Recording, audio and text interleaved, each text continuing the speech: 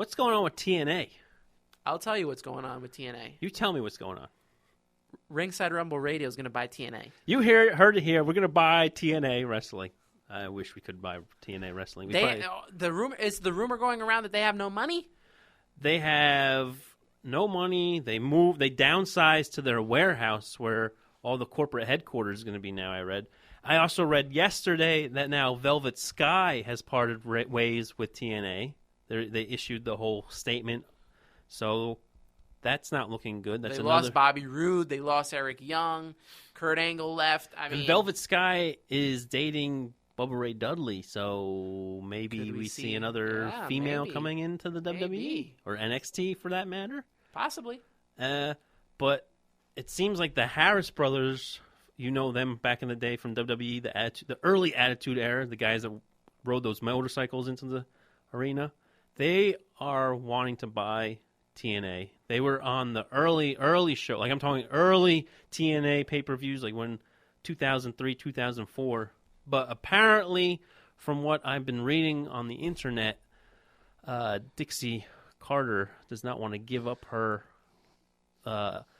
whole share, I guess you could say, of the company. She wants to be the primary owner and run things where people don't want that. They kind of just want to. And also, I read on the Ross, Jim Ross said whoever buys it should completely change it over. I mean, change the name, change the format, just strip it all down to the studs and just build it from the ground up.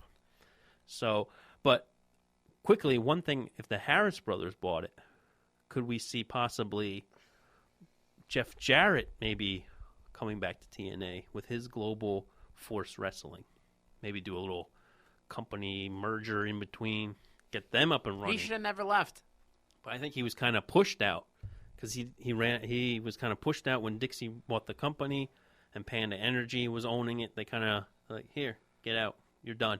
We own it now. Our way, the highway. Someone asked Eric Bischoff if he would like to buy it on Twitter, and he said, let me think about that real quick. Nope. I don't think so. It's a shame. It's a shame that, because since TNA has moved to that Pop network, I've been tuning in, and it's been a lot better. A lot better wrestling. You're not getting the superstars. No. You're getting the mid-carders from WWE, but Jeff Hardy and Matt Hardy just put on a great show this week. Yeah, but why put it on network? That should have been saved for pay-per-view. You see him doing the Swanton Bomb off, was it the ladder or whatever? I mean, it's been done already. We've seen it in WWE, but you're giving me a look like, why are you putting down my little plug there? Wait, I'm just trying to help TNA out. I am too. I mean, I really think they're all. just mismanaged. It's almost like the old WCW, the early 2000 days when they were poorly managed, and unfortunately, we saw what happened. They got sold. And who's bought them? Vince McMahon. So, and you need competition to keep yourself fresh.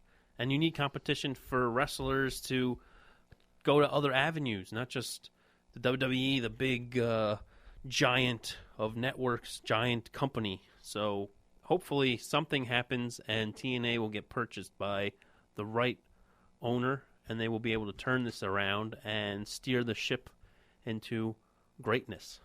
And that's what I have to say for TNA. And on that note, let's wrap things up here.